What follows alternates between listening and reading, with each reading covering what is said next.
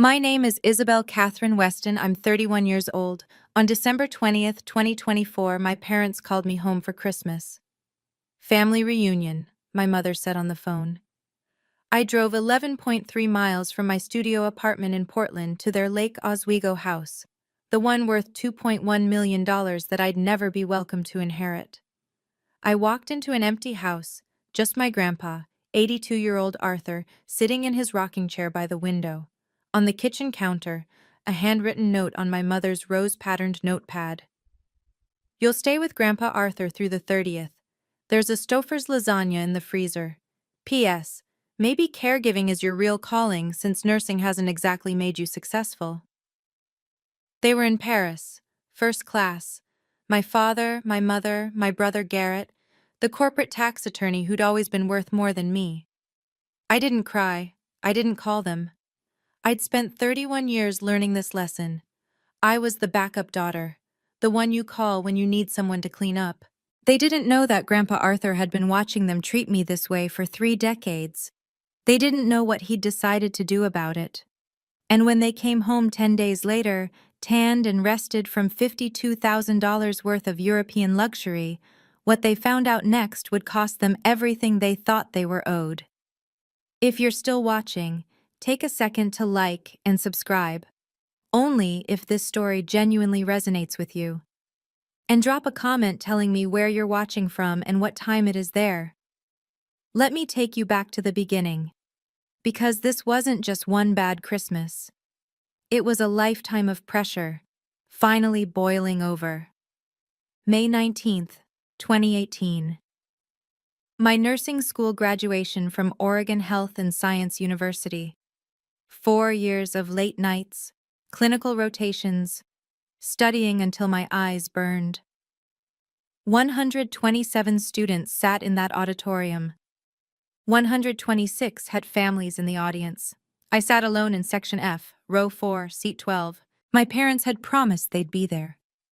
3 weeks earlier, my mother had circled the date on the kitchen calendar in red marker. We wouldn't miss it for the world, honey, she'd said. The morning of graduation, 10:47 a.m., my phone buzzed. Text from Mom. Sweetie, so sorry. Garrett has emergency deposition in Seattle. Very important case. We're flying up to support him. So proud of you. Dinner on us. 30 seconds later, Venmo notification. $100 from Diane Weston. Message, congrats. $100 for 4 years of work. For a degree I'd earned while working night shifts as a CNA to pay rent because they'd used my college fund for Garrett's law school networking expenses. But someone came. Grandpa Arthur walked in 17 minutes before the ceremony started. He was wearing his navy suit, the one from 1987, still good, he'd say, and carrying a bouquet of carnations from Safeway, $12. The price tag was still on. He sat down next to me. Didn't say anything about the empty seats, just patted my hand. After I walked across that stage, after I collected my diploma, we took a photo together. Just the two of us. I sent it to the family group chat. Mom reacted with a thumbs up emoji. Dad didn't respond. Garrett wrote, "Nice, gotta run, court prep." But Grandpa, when we posed for that photo, when the stranger I'd asked held up my phone, he looked at me in a way I didn't understand then. His eyes were sharp, focused, like he was memorizing something, filing it away, like he was keeping score. Fast forward to December 14th, 2020. My 28th birthday. The worst year of my life. I was working 16-hour shifts in the COVID ward at Providence Portland Medical Center, watching people die alone because their families couldn't visit, holding iPads up to dying faces so they could say goodbye through screens. Coming home to my studio apartment, stripping off my scrubs in the hallway, terrified I'd bring the virus inside. I called my mother at 11:34 p.m. that night. I was sitting on my bathroom floor, still in my sports bra and underwear, too tired to shower. I was crying. Mom, I held another patient's hand while they died alone today. I'm terrified. I can't sleep, I can't. She cut me off. Honey, I can't talk now. We're on Zoom celebrating Garrett's promotion to senior associate. His firm partners are on the call. This is a really big moment for him. I'll call you back, okay? She never called back. The next morning, email, Starbucks e-gift card $25, subject line, Happy birthday, Izzy, treat yourself. Garrett was making $285,000 a year at that point. I was making $68,000. But I was the one who needed to treat myself with coffee. I took a screenshot of that email. I don't know why. I just had this feeling, this instinct, that one day I'd need proof. Proof that this was real, that I wasn't imagining it. Thanksgiving 2022. November 18th, I called my mother. Are we doing Thanksgiving at the house this year? Her voice sounded surprised. Oh, sweetie, didn't we tell you? We're flying to Boston. Garrett's executive MBA program at Harvard has this wonderful family integration weekend. You understand, right? This is important for his career. Important for his career. Garrett, who already had a law degree from Georgetown, who already made six figures, who needed an executive MBA like a fish needs a bicycle, but it was Harvard, so of course they went. Alaska Airlines Flight 1832, Portland to Boston, November 22nd, 6:15 a.m. departure. They stayed 5 days. I invited Grandpa Arthur to my studio apartment. All 520 square feet of it. I'd never cooked a turkey before. I tried. It came out dry, one side burned because my oven was ancient and heated unevenly. The mashed potatoes were from a box. The cranberry sauce was from a can. We sat on my pull-out sofa bed because I didn't have a dining table.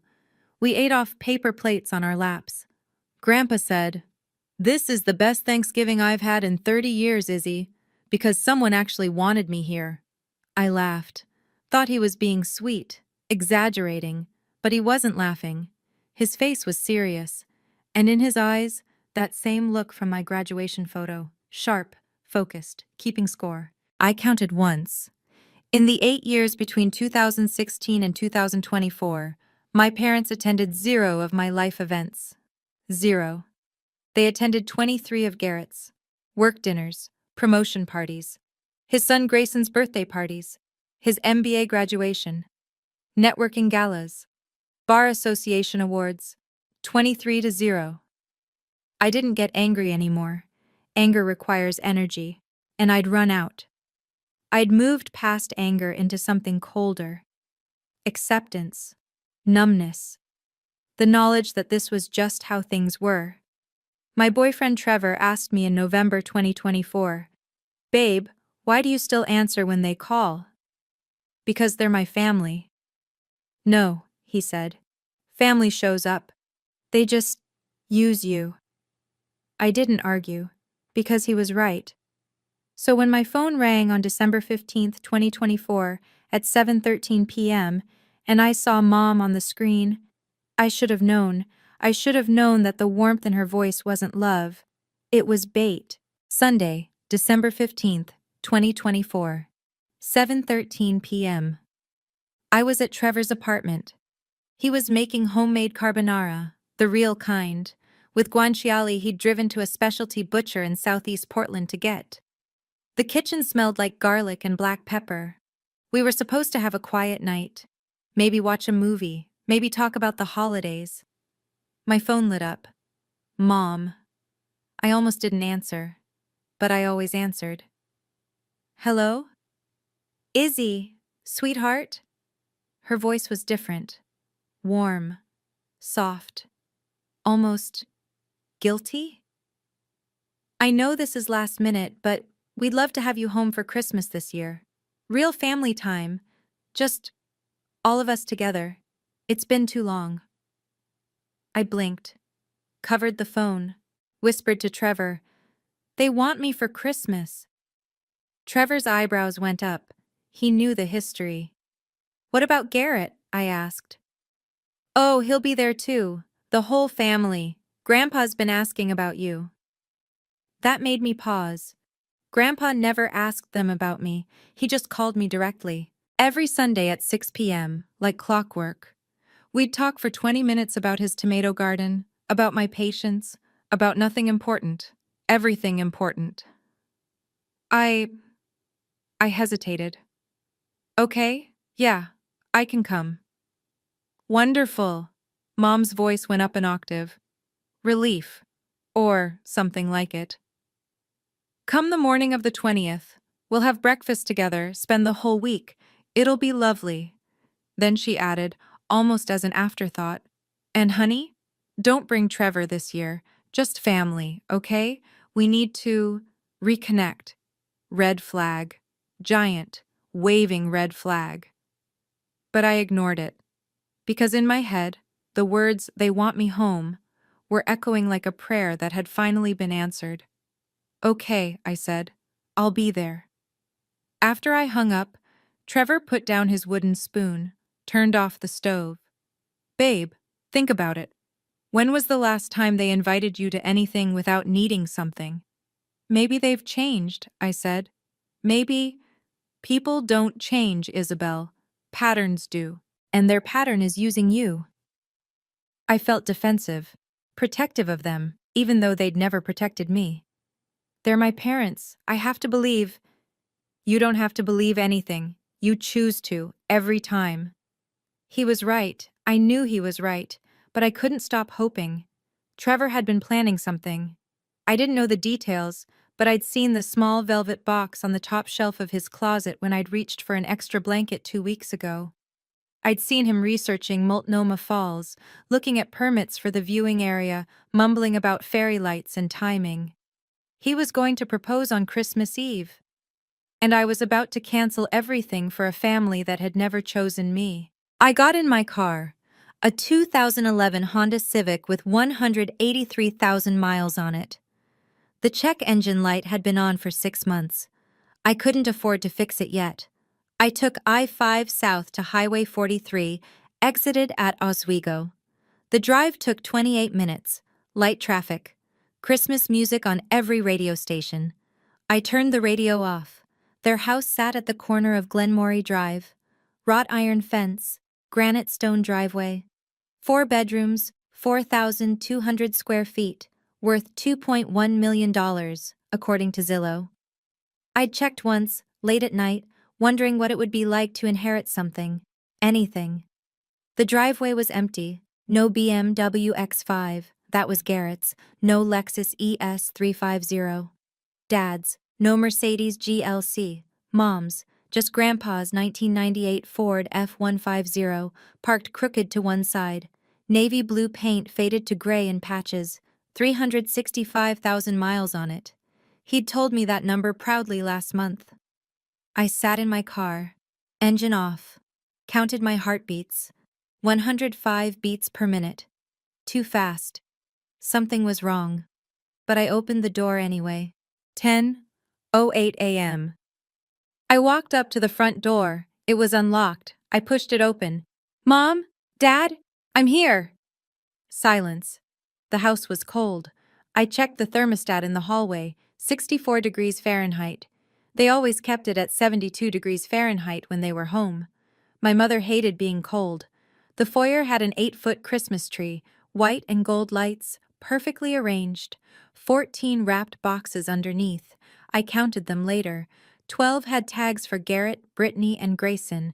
2 were labeled Gerald and Diane from Us with Love. 0 had my name. I walked through to the living room. The fireplace was cold, gray ash, at least 2 days old. No coffee smell from the kitchen. No dishes in the sink. The granite counters gleamed, untouched. And then I saw him. Grandpa Arthur, sitting in his rocking chair by the bay window that overlooked the rose garden. He was wearing his flannel shirt, the blue plaid one, 20 years old, with a patch on the right elbow where he'd sewn it himself, brown khakis, white New Balance sneakers from 2003. He was staring out the window. He didn't turn when I came in. Grandpa? I walked closer.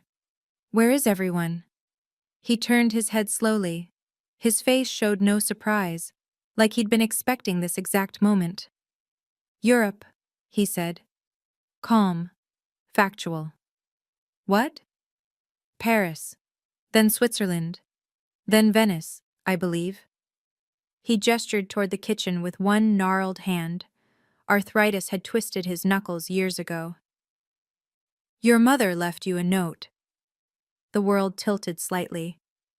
They're in Europe? He didn't answer, just pointed again. I walked to the kitchen on legs that felt numb. On the black granite counter sat my mother's notepad. Rose pattern, pastel pink, from William Sonoma, $18 for 50 sheets.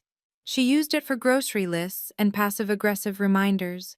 The handwriting was her perfect cursive, former piano teacher handwriting, every letter practiced.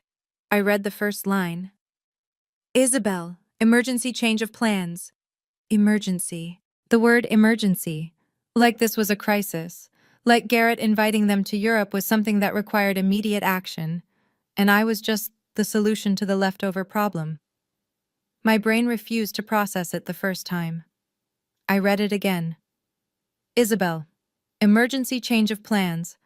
Garrett invited us to Europe. His treat, so generous. We leave this morning. You'll stay with Grandpa Arthur through the 30th. He needs his meds twice daily. You're a nurse, you know the drill.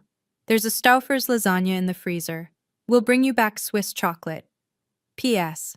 This is good practice for you. Maybe caregiving is your real calling since nursing hasn't exactly made you successful. Mom. I read it 3 times. The blue ink was fresh. Bic pen, no smearing. She'd written this around 8:30 a.m., I guessed.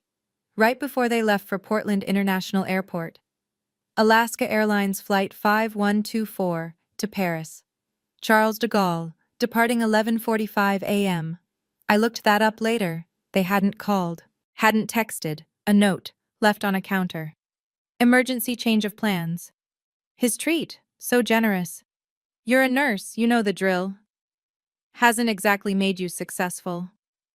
My hands should have been shaking. I waited for tears, for anger, for something. Nothing came. Just cold. I folded the note carefully, put it in my hoodie pocket, walked back to the living room. Grandpa Arthur still hadn't moved, still staring out at the garden. I looked up. Above the fireplace. The mantel. 3 stockings hung there. Red velvet, gold embroidery.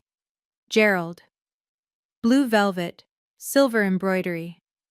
Diane. Green velvet, gold embroidery. Garrett. The mantel was 6 feet long. Plenty of room for more. But there were only 3. Grandpa said quietly, not looking at me. They hung them Wednesday night. December 18th. 2 days before they called me. 2 days before they invited me home. They'd already decorated, already planned Christmas, already decided who belonged. I stood there staring at those 3 stockings, at the empty space beside them, and I realized they'd planned all of this, the decorations, the tree, the trip, the note, everything. They just hadn't planned on me being part of it. December 20th, 10:14 a.m. Somewhere over the Atlantic Ocean, my family was drinking champagne in business class, flying toward Paris. And I was standing in a $2.1 million house I'd never inherit, with a man they'd left behind like luggage they didn't want to carry. The only difference was, Grandpa Arthur was the only one who'd ever actually wanted me there. I pulled the note back out of my pocket, unfolded it, read it again slowly this time. Every word. You're a nurse, you know the drill. Using my profession as a tool, as justification, as if my 8 years of training, my state license, my expertise in end-of-life care, all of it existed just so I could be their unpaid caregiver when convenient. His treat, so generous. 3 exclamation points in a 6-sentence note about Garrett, 0 about me. Hasn't exactly made you successful. She'd underlined the word, exactly. I hadn't noticed that the first time. She'd pressed the pen down harder there. Emphasis, intentional. My mother had deliberately told me, in writing, that my career, helping dying patients maintain dignity in their final days, was not successful. Garrett helped corporations avoid paying taxes. He made $285,000 a year. He was successful. I made $68,000 helping people die in peace. I was not. I walked to the freezer, opened it. One item inside, Stuffer's family-size lasagna, $8.99. The price tag was still on it. That was it. That was the food they'd left for 10 days for an 82-year-old man with diabetes. I opened the refrigerator. 2 liters of 1% milk, expiration date December 18th, already 2 days expired. A jar of Dijon mustard, 3 eggs, a bag of salad mix, wilting brown at the edges. The pantry, granola bars, canned soup, crackers. They'd left enough food so Grandpa wouldn't starve. Nothing more. From the living room, Grandpa called out, "Don't worry about food, Izzy. I've got soup." His voice wasn't weak, wasn't asking for pity. It was steady, controlled. I closed the refrigerator and stared at it. I thought about calling my mother, thought about what I'd say. In my head, the conversation played out. "Mom, you left me here without even asking if I was free? Sweetie, you weren't busy, and you're so good at this kind of thing. Why didn't you tell me sooner? It was last minute. Garrett surprised us with this generous gift. I had plans with Trevor. Oh, honey, you see him all the time. This is family." I knew that script by heart. I'd lived it for 31 years. Every time I objected, I got gaslit. "You're overreacting. You're too sensitive. We thought you'd be happy to help." If I called, I'd end up apologizing to them. Somehow, I always did. So I didn't call. Instead, I texted Trevor. 10:33 a.m. "They're not here. It's just me and Grandpa. I'll explain later." His reply came in seconds. "Jesus Christ, Isabel."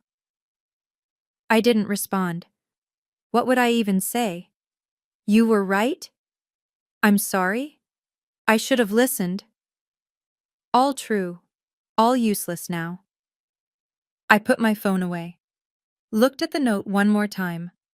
Then I did something I can't fully explain. I didn't crumple it. Didn't throw it away. I folded it neatly along the creases my mother had already made. Put it back in my pocket. Some part of me, the hospice nurse part maybe, the part trained to document everything, knew I needed to keep it. Evidence. Of what? I wasn't sure yet. I walked back to the living room. Grandpa was still in his chair, still looking out at the garden where nothing was blooming. December in Oregon. Just bare branches and dead leaves. "Grandpa," I said quietly, "I'm staying. For the 10 days. Until they get back." He finally turned to look at me, really look at me. "You're a good girl, Izzy," he said. "Better than they deserve." And then he said something that I didn't understand until much later. "They didn't know that about you. But I always did." His eyes were sharp, focused, like he knew something I didn't, like he'd been waiting for exactly this moment. December 20th, evening. My old room wasn't a room anymore. It was storage. Boxes of Garrett's old law textbooks. My mother's sewing machine she'd used twice. Christmas decorations from the 90s. I found my old twin bed frame under a plastic tarp, pulled it out, made it up with sheets from the linen closet. The room smelled like dust and forgotten things. At 7:45 p.m., I went downstairs. "Grandpa, let me see your medications." He handed me a CVS pharmacy bag without argument. Inside, 4 prescription bottles. Metformin 500 milligrams. Take 1 tablet twice daily for type 2 diabetes. Atorvastatin 20 milligrams. Take 1 tablet every evening for cholesterol. Baby aspirin 81 milligrams. Take 1 tablet every morning. Glucosamine 500 milligrams. Take as needed for joint pain. I set alarms on my phone. 8 a.m. and 8 p.m. for the metformin. I checked the dosage, the prescribing doctor, the fill date, everything current. "Grandpa, when did you last check your blood sugar?" "This morning, before they left. It was 131. "Can I check it now?" He held out his hand. I pricked his finger with his glucometer, 128 milligrams per deciliter, good control. I logged it in a notebook I found in the kitchen drawer. He watched me do all this. Then he said, "You take this seriously." "I'm a hospice nurse, Grandpa. I don't assume, I verify." He studied my face for a long moment. "Hospice. You take care of people who are dying. I help them die with dignity. There's a difference." "Do they know what you do?" he asked. "Really understand?" "Who?" "Your parents. Garrett. Do they understand you hold people's hands when they take their last breath?" The question hung in the air for 4 seconds. I counted. "No," I said finally. "I don't think they do."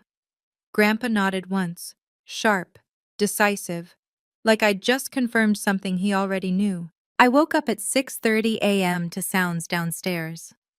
I went to the window. Grandpa was in the garden. It was 34 degrees Fahrenheit outside, frost on the grass. He was wearing his flannel and a canvas jacket, kneeling by the raised beds, pulling weeds from around his tomato plants. They weren't fruiting, wrong season, but he tended them anyway. I got dressed, went out. "Morning, Grandpa." He looked up, surprised. "You're up early." "Hospice nurses don't sleep in. Can I help?" We worked in silence for 20 minutes. He showed me his tools. A hand trowel from 1983. Gardening gloves with 6 patches sewn on by hand. Everything old. Everything maintained. "Your grandmother planted these in 1987, he said, touching a tomato vine. "I've kept them going 37 years. "You could hire someone to do this." "I could, but then who would remember her?" We went inside. I made coffee in his Mr. Coffee machine, the one from 1991, $19.99 price tag still stuck to the bottom. He showed me. "This machine is older than some of my coworkers," I said. "Still works. Why replace it?" We sat at the kitchen table with our coffee. Just us. The house was so quiet. Then Grandpa asked, "Izzy, do you know how much this house is worth?" I blinked. Uh, Zillow says around $2.1 million? "And do you know who owns it?" I hesitated. "Dad?" "No." He didn't elaborate, just sipped his coffee, stood up, walked to his chair in the living room, left me sitting there with that single word hanging in the air. No. December 21st, afternoon. Grandpa wanted to go to the grocery store. I offered to drive. "I'll drive," he said. 365,000 miles on that truck. I know every rattle. Let an old man have his dignity." So I sat in the passenger seat of his 1998 Ford F-150. Navy blue, paint faded. The interior smelled like sawdust and Old Spice. The radio was AM/FM only. No Bluetooth, no auxiliary cord. He drove 12 miles to Fred Meyer on Highway 43. Steady, careful. 5 miles under the speed limit. Other cars honked when they passed. He didn't care. While he went inside to buy soup and bread, I sat in the truck. I opened the glove compartment looking for tissues. Found the registration, insurance card, and a business card. Bernard Price, Esquire, Estate Planning and Trust Law. Portland, Oregon, 553-555-192. The card was old, corners bent, on the back in Grandpa's handwriting. Call before December 28th. Today was December 21st. I stared at that card for a long time. Estate planning, trusts, a deadline. I put it back exactly where I'd found it. When Grandpa came back with 2 bags of groceries, I didn't mention it. We had dinner at 6 p.m. Campbell's tomato soup and grilled cheese sandwiches Grandpa made on a cast-iron skillet from 1975. We sat at the kitchen table, just the 2 of us. "Your parents called me yesterday," Grandpa said. "From Paris." I looked up, surprised. "They did?" "Asked if I was managing okay. I said you were here. Your mother said, 'Oh, good, then you're taken care of.' She hung up after 90 seconds. He pulled out his phone, a flip phone, not a smartphone, and showed me the call log. "Incoming, Diane Weston, December 20th, 2:47 p.m. Duration, 1 minute 34 seconds. They hadn't asked about me, hadn't asked if I'd arrived safely, hadn't apologized for the note, for the surprise, for anything. Just, "Are you taken care of?" "At least they called," I said weakly. Grandpa set his phone down, looked at me with an intensity that made me stop chewing. "Izzy, stop defending them." No one had ever said that to me before, not even Trevor. I felt something crack in my chest, not breaking, just opening. "Grandpa," I said after a long silence, "why do you stay in this house? With them?" He was quiet for 8 seconds. "I don't stay with them, Izzy. I stay despite them. There's a difference." We finished dinner, washed dishes together, him washing, me drying. An old rhythm, comfortable. And in that quiet moment, standing side by side in that enormous empty house, I felt more at peace than I had in 10 years of family Christmases. 9:14 a.m. The landline rang. Grandpa still had a landline, a beige rotary phone from 1982 that hung on the kitchen wall. He answered. "Arthur Weston speaking." Pause. He listened. "Yes, Bernard. I received your message." Another pause. "Not yet. I need to see something first." I was sitting on the sofa in the living room, pretending to read The Death Doula's Guide to Living. But I heard every word. December 28th, 2 p.m., my house. Yes, bring the documents. Pause. Grandpa glanced at me. I looked down quickly at my book. "No, don't tell them. This is between us." He hung up. The silence that followed was electric. I kept staring at my book, not reading a word. Grandpa walked slowly to his rocking chair, sat down, picked up his own book. A Louis L'Amour Western he'd read 30 times. Bernard, the lawyer whose card was in the truck. December 28th, 2 days before my parents came home. "Bring the documents. Don't tell them." I should have asked, should have said something. Instead, I looked up. "Grandpa, is everything okay?" He smiled. Actually smiled. The first real smile I'd seen from him since I'd arrived. "Everything, Izzy, is about to be very okay." He said it like a promise. Not reassurance, not comfort, a promise. And I didn't ask what he meant, because some part of me, the part that had saved that note, that had screenshotted emails, that had been collecting evidence for years without knowing why, understood that I was supposed to wait. So I waited. Trevor called at 7 p.m. via FaceTime. I answered from the living room. Grandpa was in his chair reading. The fire I'd built in the fireplace crackled softly. "Merry Christmas Eve, babe," Trevor said. His face filled my phone screen. I could see his apartment behind him. Our apartment, really, since I stayed there 4 nights a week. "How are you holding up?" "Honestly, better than expected." He smiled, but it didn't reach his eyes. "Your family texted me today. Asked if I knew where to buy authentic Swiss chocolate in Portland for you. Apparently they forgot to get you some in Switzerland." I didn't respond. I laughed, but it came out bitter. "They're in Switzerland right now. They can buy it themselves." "That's the point, Isabel. They won't." Grandpa looked up from his book. I didn't realize he'd been listening. After I hung up, Grandpa said quietly, "That your young man?" "Yeah. Trevor. He's a firefighter. He loves you." "I know." And he's right. They won't bring you chocolate. They'll forget or claim the airport shops were closed or say they ran out of room in their luggage. Grandpa set his book down. "I've watched them do this to you for 30 years. I stared at him. You noticed?" "Izzy, I'm old, not blind." Something in my throat went tight. My whole life, I'd thought I was being paranoid, sensitive, reading too much into things. Every therapist I'd ever seen had suggested maybe I was projecting, maybe I was seeking attention, maybe I needed to examine my own expectations. But here was Grandpa Arthur, 82 years old, telling me he'd seen it too. I wasn't crazy. It was real. I woke up at 7 a.m.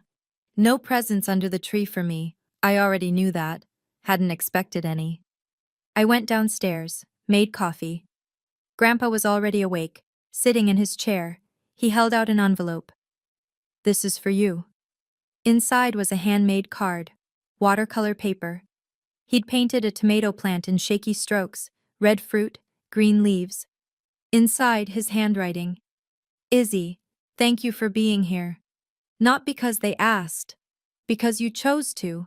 Grandpa Arthur."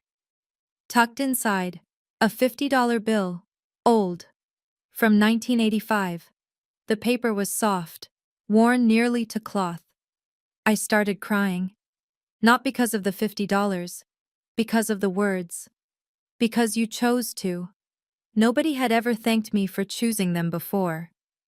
Grandpa stood up, slowly, his arthritis making him wince, and hugged me. He hadn't hugged anyone in this house in years. We weren't a hugging family. But he held me for 10 seconds, and he whispered, "You're the only one who sees me as a person, not a checkbook." I pulled back. "Checkbook?" He realized what he'd said, caught himself. "Nothing. Old man rambling." But it wasn't rambling. It was deliberate. He was testing me, seeing if I'd push. I didn't. Not yet. We sat in the living room. Grandpa started talking about Weston Timber Holdings, the company he'd built. He'd never told me these stories before. "I started it in 1965, he said. One truck, one logging crew. I drove that truck myself for 15 years.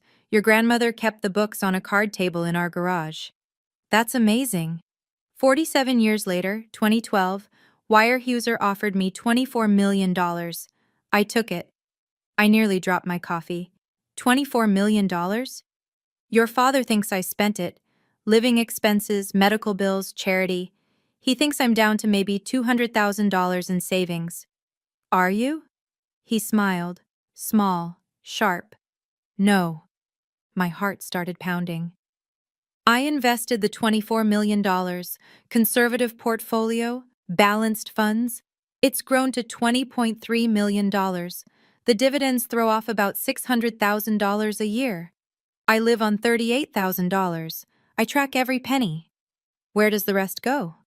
Donations. Anonymous. Scholarships for kids in Klatskani, that's my hometown. Funding for hospice care programs. He looked at me when he said hospice. Veteran services. Nobody knows. Not even Gerald. Why hide it? Because I wanted to see who loved me for me. He leaned forward in his chair. Turns out, only one person did. He was looking right at me. My hands were shaking. Grandpa Arthur had $20 million, and my family had left him in an empty house with an $8.99 frozen lasagna. We were sitting by the fire again. I was on the floor, leaning against the stone hearth. Grandpa was in his chair. He asked suddenly, "Izzy, if you could choose your family, truly choose, would you choose them?" The question sat between us like a stone. 12 seconds of silence. I counted my breaths. "No," I said finally. "Why not?" My voice cracked. "Because they don't see me. I'm a tool, a backup plan, a convenience. I've spent 31 years trying to earn something they're never going to give me." "And what's that?" I had to force the words out. "Love. Respect. Just being wanted." Grandpa nodded slowly, deliberately. "Good. Good? Good that you finally said it out loud. Truth is the first step." "First step to what?" "You'll see. December 28th. The lawyer. The documents. The phone call." "Grandpa, what's happening on the 28th?" His eyes were steady, clear, focused. "Justice, Izzy. Quiet, legal, irreversible justice." December 27th. Morning. Grandpa asked me to drive him to the bank, U.S. Bank, Lake Oswego branch. He went into the vault alone. I waited in the lobby. 18 minutes. He came out carrying a brown leather folder, secured with a brass combination lock. He didn't open it, just put it in his canvas bag. In the car, on the way home, he said, "Tomorrow, 2 p.m., a lawyer named Bernard Price will come to the house. I need you there." "Why?" "Because this involves you." My heart hammered. "Involves me how?" He didn't answer, just stared out the window at the gray Oregon sky. Back at the house, Grandpa went to his room. I heard him on the phone. Couldn't make out words, just the low rumble of his voice. When he came back downstairs, he looked settled, like a decision had been made. I texted Trevor, "Something big is happening tomorrow. I can't explain yet, but I think I'm going to be okay." His reply, "You've always been okay, Isabel. They just made you think you weren't." I read that text 5 times. That night I couldn't sleep. I lay in my childhood bed that wasn't mine anymore, in a room full of other people's boxes, and I thought about 31 years, graduations missed, birthdays forgotten, Thanksgivings alone. COVID shifts when I was terrified and no one called. Trevor's proposal delayed. The note. Maybe caregiving is your real calling since nursing hasn't exactly made you successful. And I realized something. I didn't need forgiveness anymore. I needed justice. While I lived those 7 days with Grandpa in silence and simplicity, my family lived something very different. I know because I watched. Garrett's wife, Brittany, has an Instagram account, @BritWestonLux, 3,400 followers. She documents everything. I followed it obsessively, screenshotted every post. I don't know why. The same instinct that made me save the note, evidence. December 21st, 2:34 p.m. Brittany's post. Photo of champagne flutes on a breakfast table. Eiffel Tower perfectly framed in a floor-to-ceiling window behind them. Caption. Paris Magic #, Le Maurice, #living our best life. Le Maurice. I looked it up. $1,200 per night. They had 2 rooms, one for my parents, one for Garrett and Brittany and little Grayson. 4 nights in Paris, $9,600.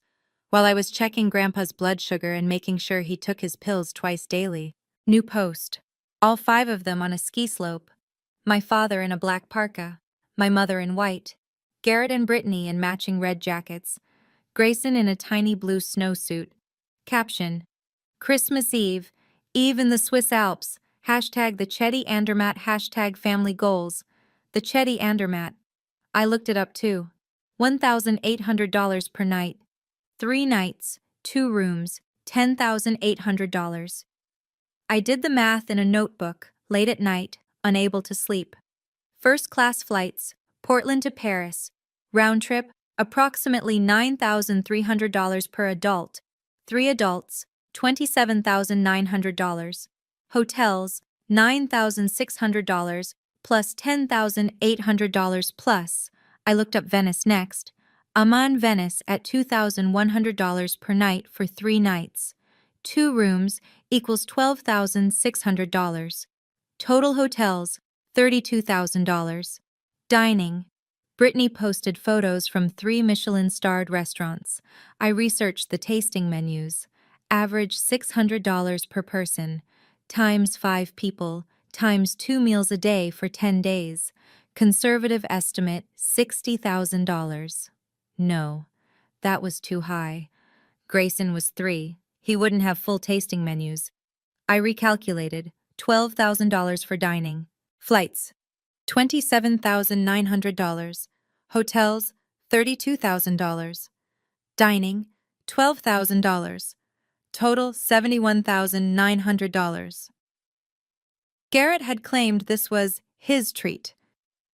But Brittany's post from December 24th was tagged #GratefulForInLaws, with a photo of my mother and Brittany clinking wine glasses. My parents paid for it. Not Garrett. $72,000. While I ate an $8.99 frozen lasagna on Christmas Day, sitting on the kitchen floor at 11:47 p.m., because I was too tired to sit in a chair after doing Grandpa's laundry, cleaning the bathrooms, checking his medications, making sure he was warm and fed and safe. December 26th, 9:02 a.m. Brittany posted a photo of a gondola in Venice. Everyone in designer coats. Grayson holding a gelato. Caption: Nothing says Boxing Day like Venetian canals #Aman Venice #blessed. Blessed. I stared at that word for a long time. My phone buzzed. Text from Mom. Hi, honey. Hope you and Grandpa are having a nice time. We're in Venice. Absolutely stunning. How's everything going? I typed 4 different responses. Deleted all of them. Finally sent. Fine. Grandpa's doing well. Her reply came in seconds. Oh, good. We'll be home the 30th. Don't forget his evening meds. XO. Don't forget his evening meds. I'm a hospice nurse. I manage medication schedules for 12 dying patients simultaneously. I track morphine drips, fentanyl patches, anti-nausea protocols, pain scales, comfort measures. But my mother felt the need to remind me, while she was drinking Prosecco in Venice, to remember Grandpa's pills. I screenshotted the text, added it to a folder on my phone I'd labeled Evidence. 18 screenshots now. Grandpa appeared in the kitchen doorway. I didn't know he'd been standing there. Did they ask how you are? He said quietly. I looked back at the text. We're in Venice, absolutely stunning. How's everything going? Everything. Not how are you, everything. Which meant, is Grandpa still alive? No, I said. They didn't. Grandpa nodded once. They never do. That night I couldn't sleep again. I opened my notes app. Did more math. My salary, $68,000 per year. After taxes, approximately $51,000. Per month, $4,250. Per week, $981. December 20th to 30th equals 10 days. I'd earned $1,403 in those 10 days, gross. Before taxes, about $1,050 net. Their trip, $72,000. Their trip cost 68.5 times what I earned while caring for Grandpa. Put another way, their vacation cost more than I'd earn in 14 months of full-time hospice nursing. Garrett made $285,000 a year. In the 10 days they were gone, he earned approximately $10,959, even though he wasn't working. Paid time off. I earned $1,050, working 24/7, no pay, no thank you. And my mother had written in that note, maybe caregiving is your real calling since nursing hasn't exactly made you successful. I remembered that word. Successful. I looked at Brittany's Instagram again. The champagne, the Alps, the gondolas, the designer coats, the Michelin stars, and I thought, define success. 2:03 p.m. The doorbell rang. Grandpa was already sitting in the living room, dressed in his navy suit from 1987, the one he'd worn to my graduation. He'd shined his shoes, combed his white hair with water. I opened the door. A man in his 60s stood there. Gray suit, silver tie, leather briefcase, kind eyes. Ms. Weston? I'm Bernard Price. Your grandfather is expecting me. I let him in. We sat in the dining room, formal. The table we never used. Grandpa at the head, me to his right, Bernard across from us. Bernard opened his briefcase, removed a leather folder. 47 pages inside. I counted later. Arthur, Bernard said, I've prepared the documents as you requested. The new trust, the will, and the letter. Grandpa nodded. Isabel, this is Bernard. He's going to explain some things. Bernard turned to me. His expression was neutral, but not unkind. Ms. Weston, your grandfather has asked me to execute significant changes to his estate plan. These changes are considerable. He slid the documents across the table. I saw my name, Isabel Catherine Weston, over and over. Beneficiary, trustee, executor. I saw numbers. Dollar amounts with so many zeros I lost count. Bernard explained. I heard him as if from underwater. Trust value, $20,347,000. My father, $250,000. My mother, $250,000. My brother, $250,000. Designated charities, $4,500,000. Isabel Catherine Weston, $15,047,000. Plus full discretionary control over any additional distributions to family members. I couldn't breathe. What? Grandpa reached over, took my hand. His fingers were gnarled with arthritis, but his grip was strong. They left you here like you were nothing, he said quietly. I'm leaving you everything to prove you're not. Bernard pulled out a sealed envelope, cream-colored, heavy paper. Your grandfather has also requested I be present when the family returns to read this letter aloud. They're scheduled to arrive December 30th, correct? I nodded, unable to speak.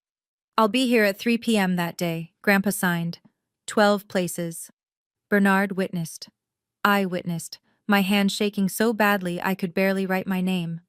Timestamp on the notary seal, 2:38 p.m., December 28th, 2024. Legal, binding, irrevocable. We didn't talk much. Grandpa and I moved through the house quietly. I made breakfast. He read the newspaper. I did laundry. He sat in his chair. Around noon, he said, You can give them money if you want, Izzy. That's your choice. But the control is yours. They'll have to ask you. They'll have to acknowledge you, for once. What if I say no? Then you say no. I texted Trevor. Something big is happening tomorrow. I can't explain yet, but I think I'm going to be okay. He replied, You've always been okay, Isabel. They just made you think you weren't. That night I lay awake thinking about 31 years. Graduations, birthdays, Thanksgivings, the COVID ward, the note. I didn't need forgiveness. I needed them to see me. And tomorrow they would. My phone buzzed. Text from Mom. Landed. Be home by 2:30. Can't wait to see you both.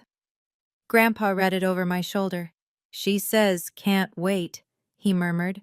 She could have called any of the 10 days. She didn't. Should I warn them? About Bernard? No. Let them walk in like they always do, expecting nothing to have changed. Bernard arrived. Set his briefcase on the coffee table. We sat down. Grandpa on his rocking chair. Me on the sofa. Bernard in the armchair. The front door was unlocked. 2:34 p.m. I heard car engines. 3 of them. All at once. BMW X5, Lexus ES 350, Mercedes GLC. They were home. Doors slammed, luggage wheels on pavement. Laughter. My mother's voice bright and loud. We're home! Garrett. God, I miss American coffee. My father. Izzy? Dad? They came through the door, tanned, rested, smiling. Brittany carried a Hermes bag. Grayson held a chocolate bear from Lindt. They walked into the living room, saw us sitting there, saw Bernard, the suit, the briefcase, the documents on the table. Their smiles faltered. Mom looked confused. Dad looked suspicious. Garrett's eyes narrowed. Dad? My father said slowly. What's going on? Who is this? Grandpa's voice was steel. Sit down, Gerald. My father stood in the archway between the foyer and living room. My mother beside him, her hand creeping up to her throat. Garrett and Brittany behind them, still holding their luggage. Little Grayson broke free and ran upstairs, clutching his iPad. He didn't understand. Lucky him. Dad, Gerald said again. His voice had an edge now. What the hell is this? Who is this man? Grandpa didn't raise his voice. Didn't need to. This is Bernard Price, my attorney. Sit down. Diane laughed nervously. The sound was too high, too bright. Arthur, you're scaring us. Is everything all right? Are you sick? I'm fine. Sit. Down. The command in his voice left no room for argument. They sat.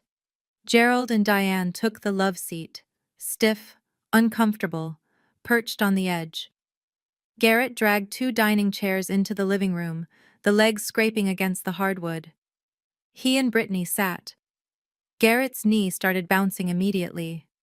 A tell. He only did that when he was nervous. I stayed on the sofa next to Grandpa's chair. Bernard sat across from all of them, briefcase open, hands folded calmly over the documents. The silence stretched. Diane broke first. She looked at me. Actually looked at me for the first time since walking in. Izzy, honey, what is this about?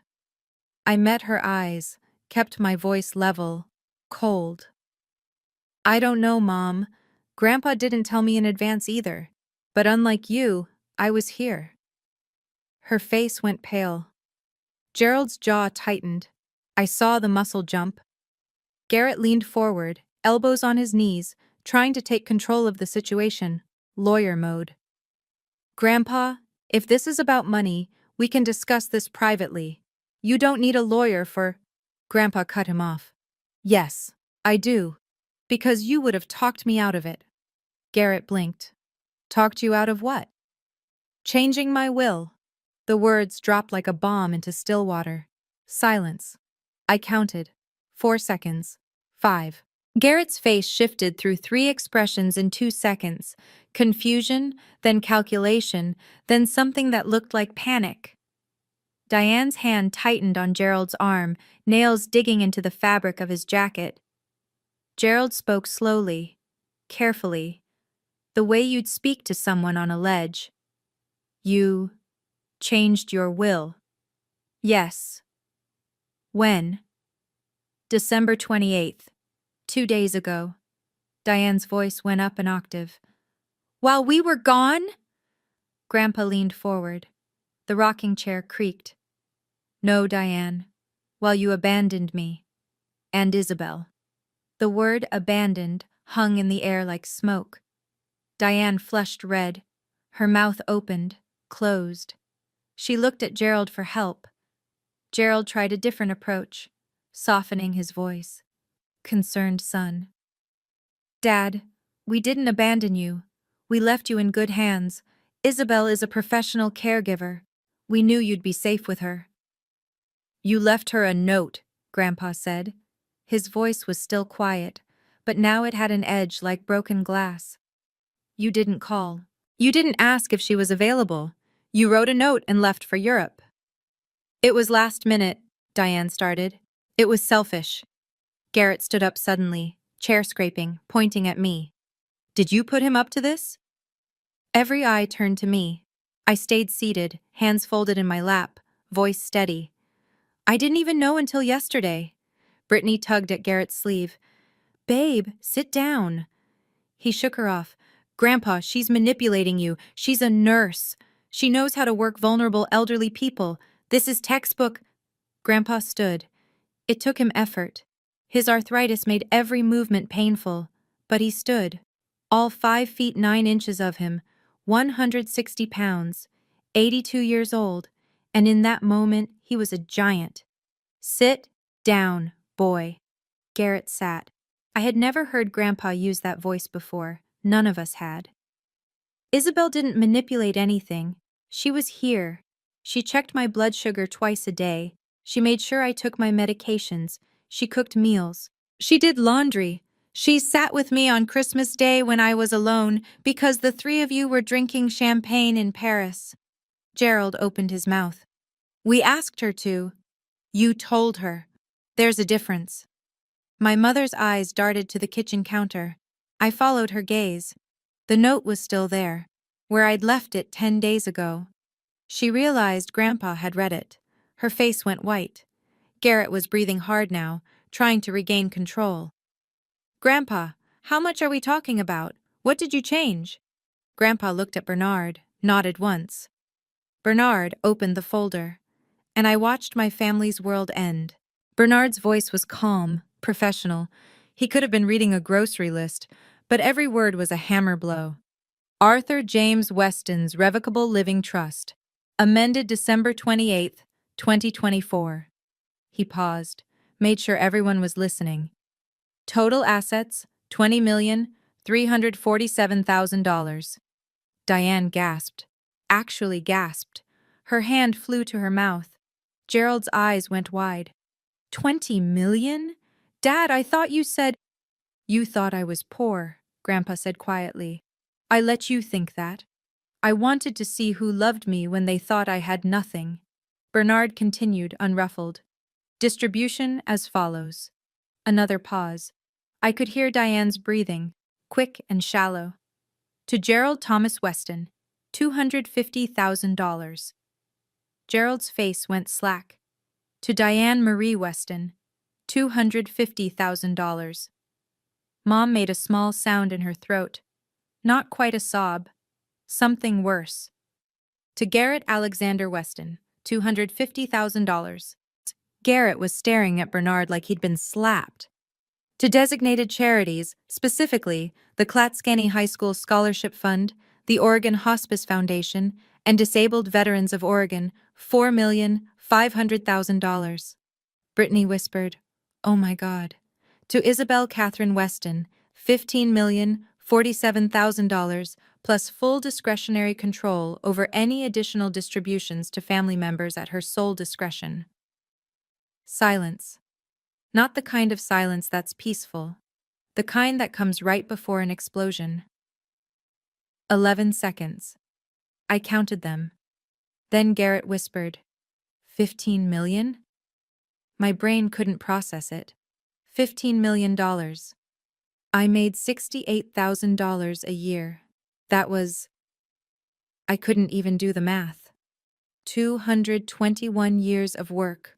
More than 3 lifetimes. Gerald was shaking, his whole body trembling like he'd been hit. Dad, you can't— she doesn't— He couldn't finish a sentence. Grandpa's voice cut through. She doesn't what, Gerald? Deserve it? Why? Because she's just a nurse? Because she isn't successful? Gerald had no answer. Diane started crying. Real tears this time, streaming down her face, ruining her makeup. Arthur, please. We're your family. You're my blood, Grandpa said. Isabel is my family. Bernard reached into the folder again, pulled out a sealed envelope. Cream paper, heavy stock. Arthur has asked me to read a letter he's written, aloud, to all of you. That's not necessary, Gerald started. It's extremely necessary, Bernard said. His professional veneer cracked just slightly. I saw anger there.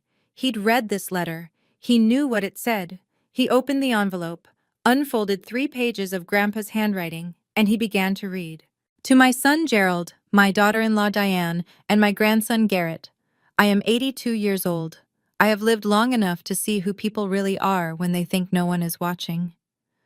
I built Weston Timber Holdings from nothing. 1 truck in 1965. 1 logging crew. I worked 16-hour days for 47 years. In 2012, I sold the company for $24 million. You, Gerald, assumed I'd spent it. You never asked. You just assumed your old father was careless with money.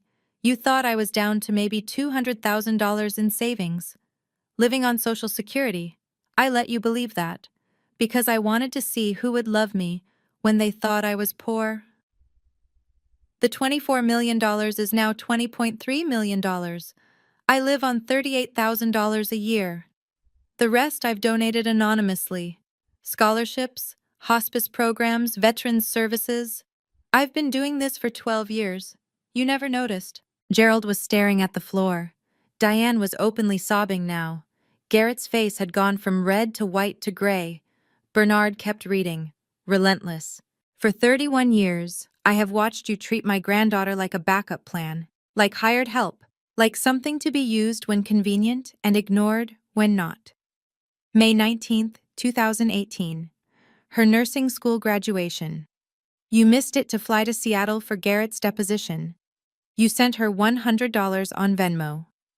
December 14, 2020. Her 28th birthday. She called you, crying, after watching another COVID patient die. You told her you were busy celebrating Garrett's promotion. You sent her a $25 Starbucks gift card. Thanksgiving 2022.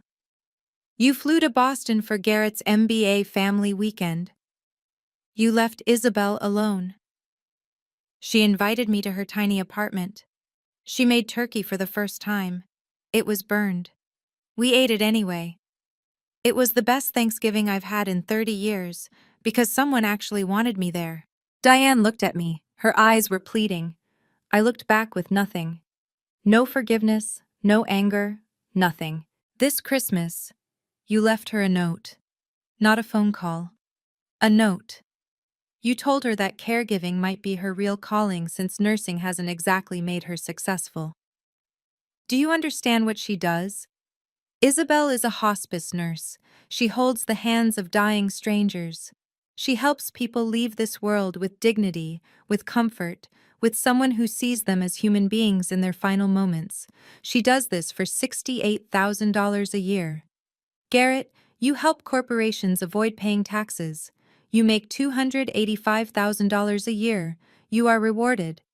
She is dismissed. You spent $72,000 on a European vacation while she checked my blood sugar and made sure I didn't die alone. I have lived long enough to know this truth. Wealth without character is poverty. You three are rich. You are also empty. Garrett stood up again. This is insane. You can't.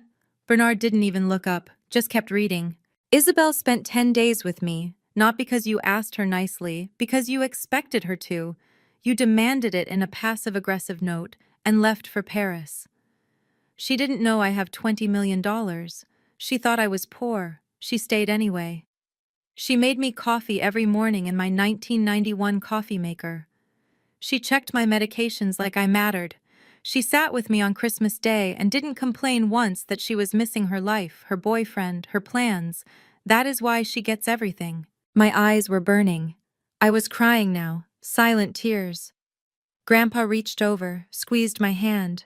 Bernard's voice never wavered.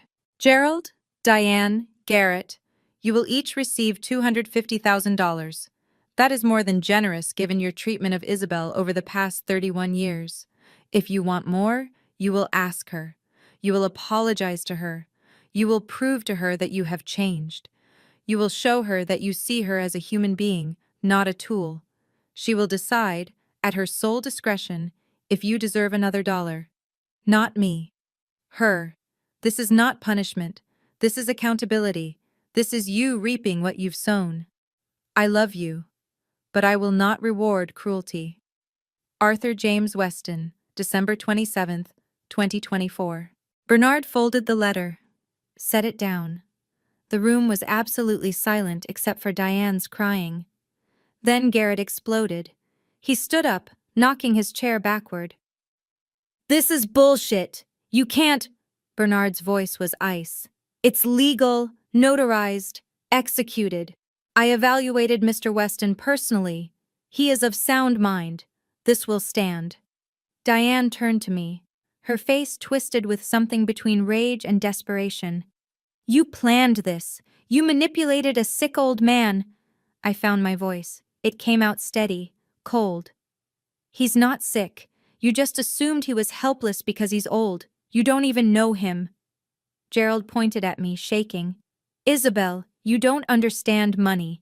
You'll lose it all in 5 years. You need our help too.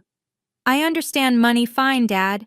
I just never had any because you spent mine on Garrett.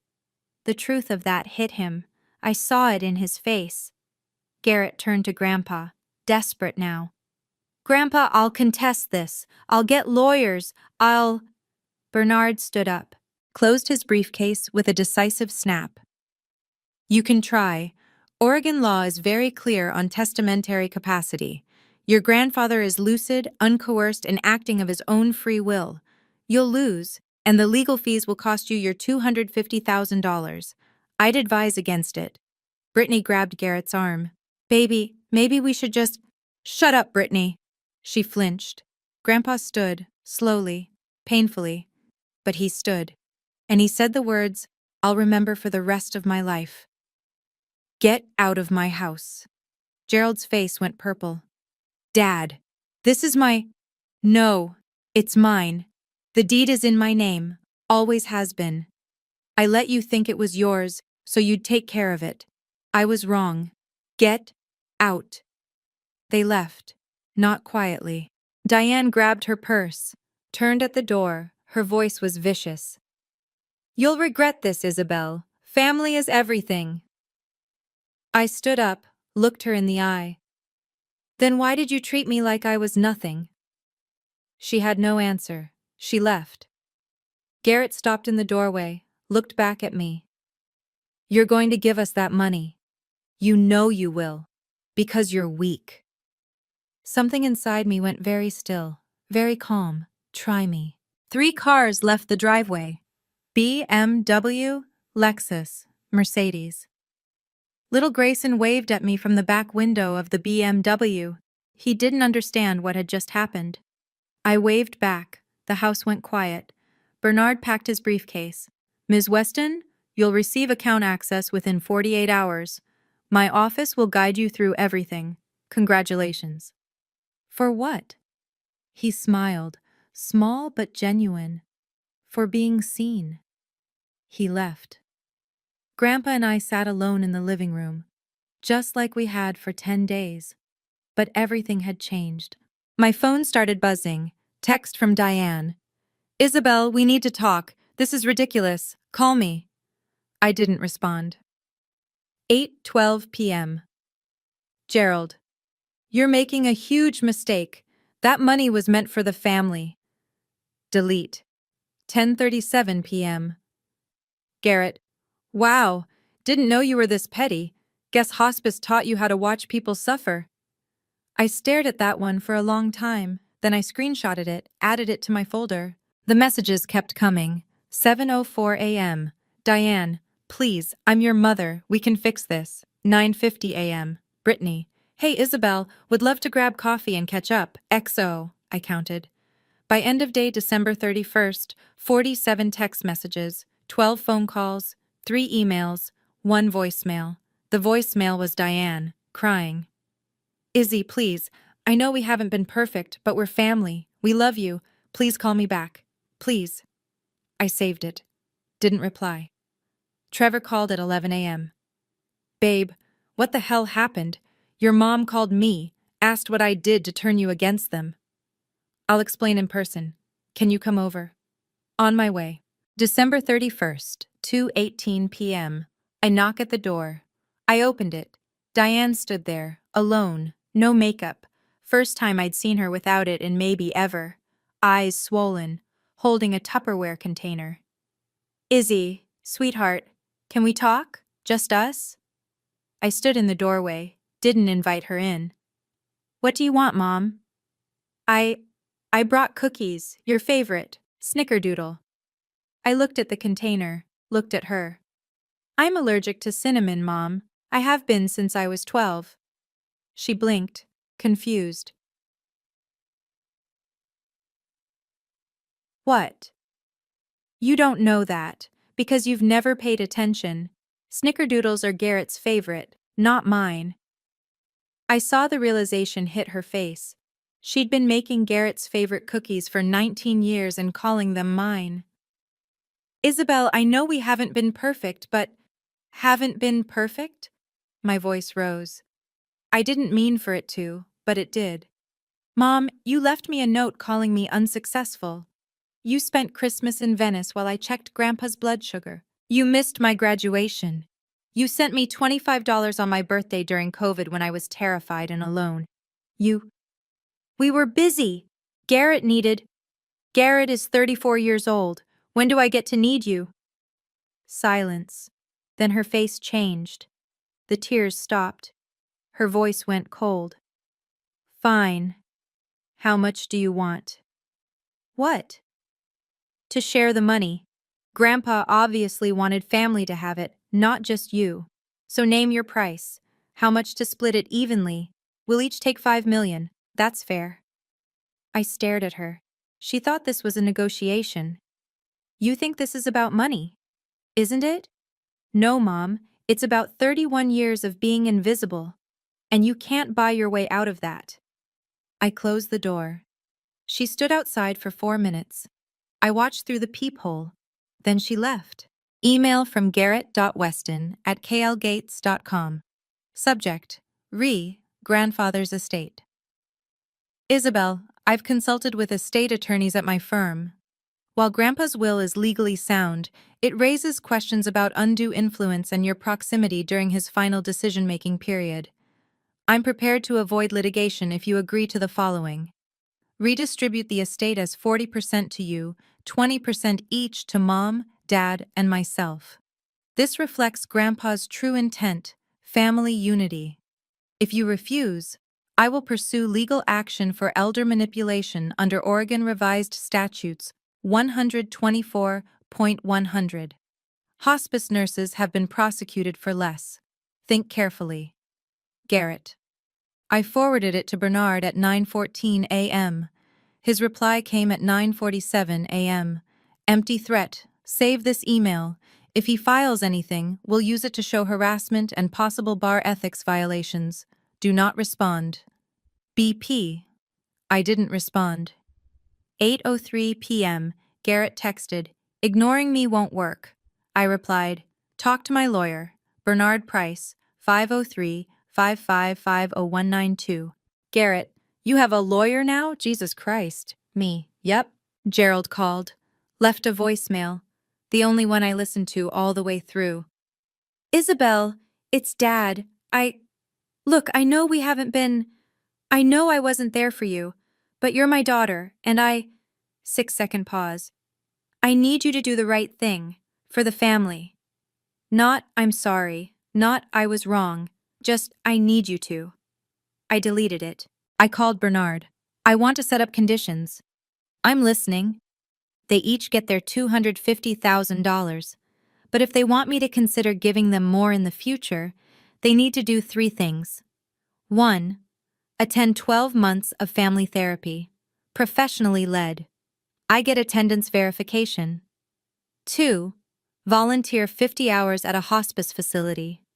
I want them to see what I do. 3. Write me letters, handwritten, explaining what they did wrong and how they'll change. I decide if they're sincere." Bernard was quiet for a moment. "That's very fair. Generous, actually. I'm a hospice nurse. I believe in second chances. I also believe in accountability. I'll draft the terms. Certified mail?" "Yes." They received the letter. Garrett called. I didn't answer. Voicemail. "You want us to volunteer? To write you letters? This is fucking degrading." I texted back.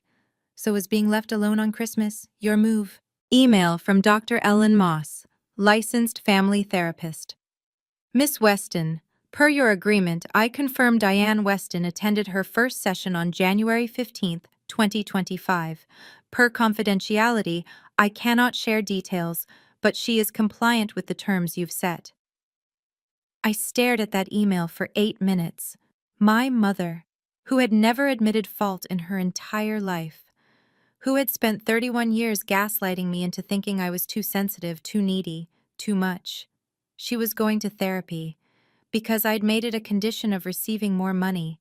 Was it genuine, or was it just $500,000 worth of performance? I didn't know yet. Gerald enrolled. Confirmation email from Dr. Moss. January 29th. Garrett didn't. Instead, he sent a text. "I'm not jumping through hoops for money that should have been mine. Keep it. I don't need you." I replied, "Okay." That was it. Just okay. Because I didn't need to convince him. Didn't need to argue. Didn't need to prove anything. The ball was in his court. What he did with it was his choice. February 3rd, 2025. 4:17 a.m. I woke up to my phone ringing. Grandpa's number. But it wasn't Grandpa. It was 911. The paramedics had used his phone to call his emergency contact. Me.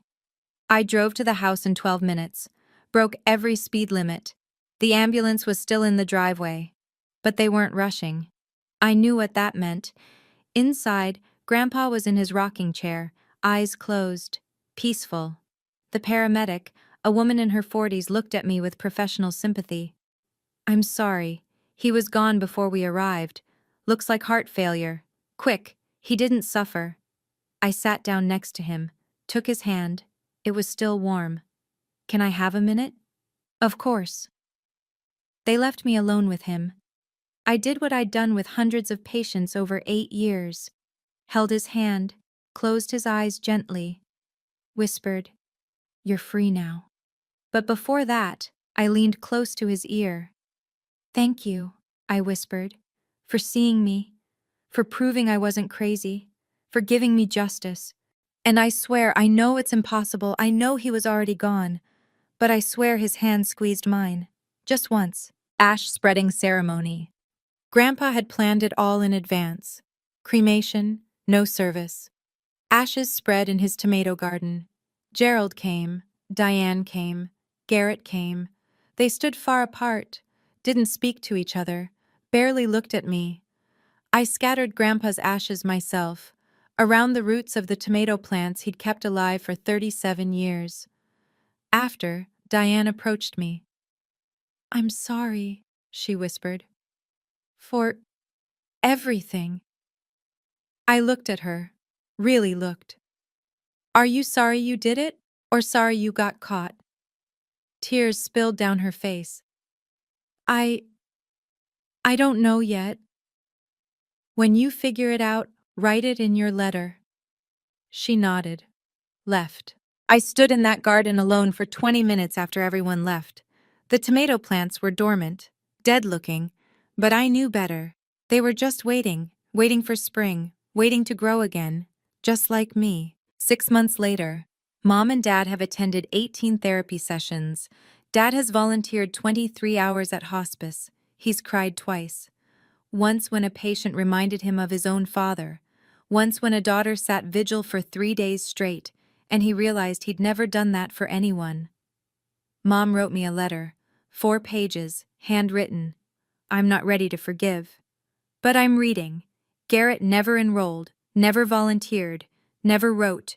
His $250,000 is gone. He bought a boat. We don't speak. I donated $2 million to the Oregon Hospice Foundation in Grandpa's name. It funded 3 new palliative care wings. The patients there will die with dignity, the way Grandpa wanted for everyone.